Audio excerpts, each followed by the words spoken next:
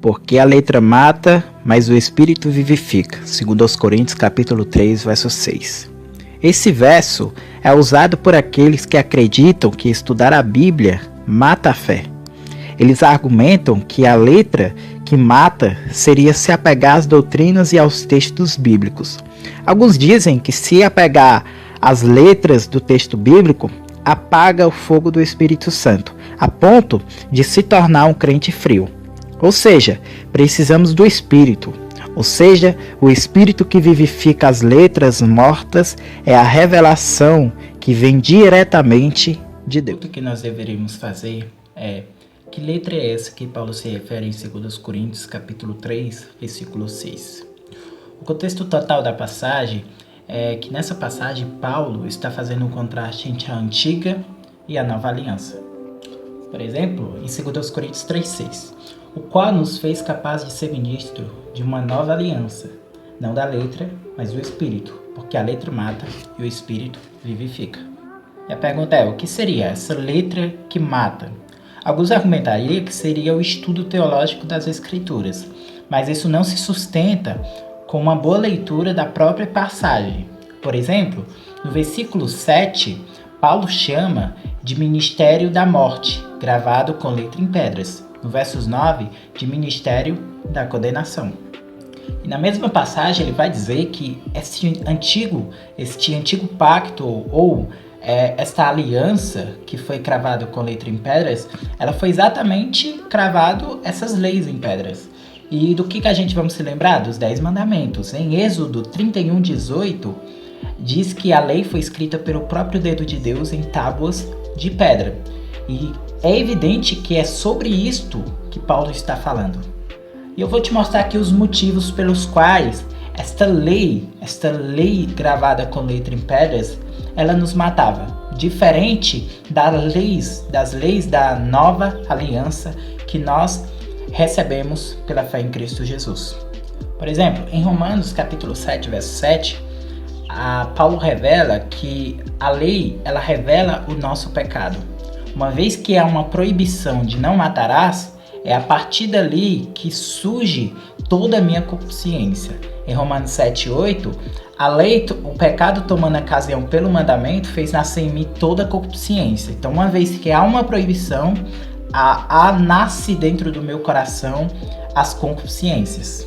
Ou seja, a lei, de maneira alguma, ela podia redimir ou transformar o meu coração. Ao contrário, é a lei que revela exatamente quão corrupto é o meu coração.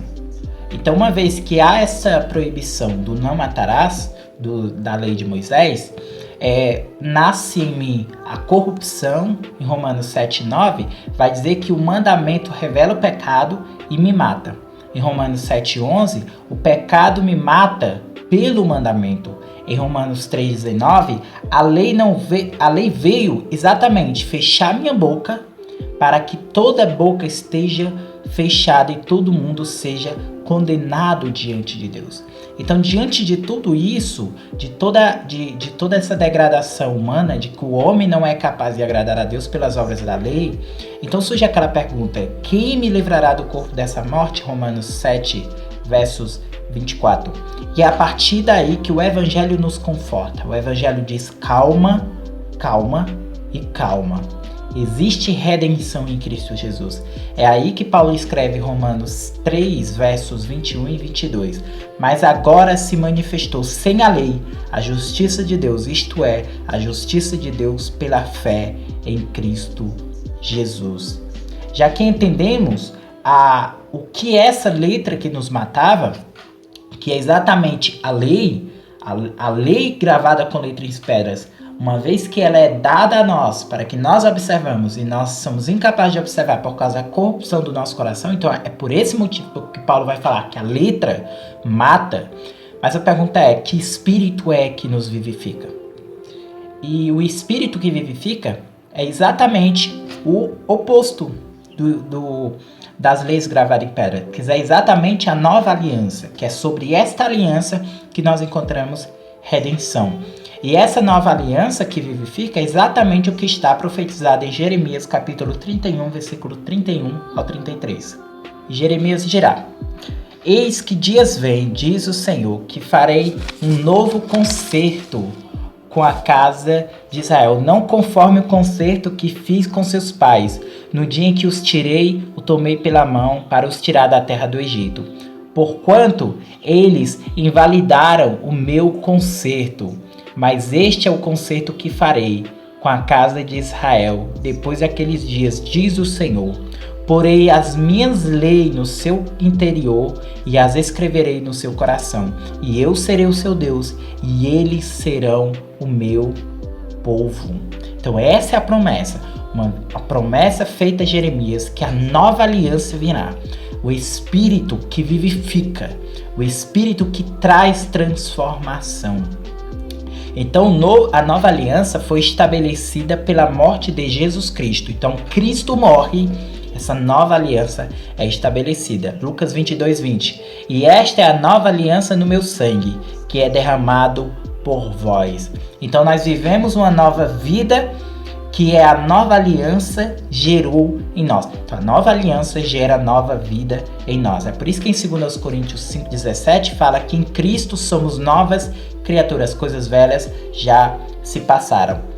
Então, o Antigo Testamento, ele aponta profeticamente para Cristo. E como toda profecia é abolida com a chegada do cumprimento. Isso está escrito no livro do pastor Rômulo Monteiro, Caminhando na Perfeição, que ele trata maravilhosamente sobre essa ideia da antiga e da nova aliança. Ou seja, o Espírito vivificador é o Espírito da graça na nova aliança. Então, há redenção, há salvação para todo aquele que entrega a sua vida a Cristo. Ele nos vivifica mediante a sua graça, gera em nós essa redenção, gera em nós essa salvação pela fé em Cristo. Então, uma vez crendo nesse sangue, uma vez nós depositando a nossa confiança no duro madeira da cruz que Cristo operou em nós, que Cristo se sacrificou por nós, uma vez crendo nesse sacrifício, somos salvos. Somos salvos pela fé. Não somos salvos pelas obras, não somos salvos por mandamentos, não somos salvos por nada além de Cristo. Não somos redimidos por nada além de Cristo. Somente essa redenção, somente esse Espírito vivificador pode dar vida eterna a todo aquele que crê verdadeiramente que Cristo morreu pelos nossos pecados, como disse Isaías 53:5, e ressuscitou para a nossa justificação, Romanos 4, versos 25. Deus os abençoe.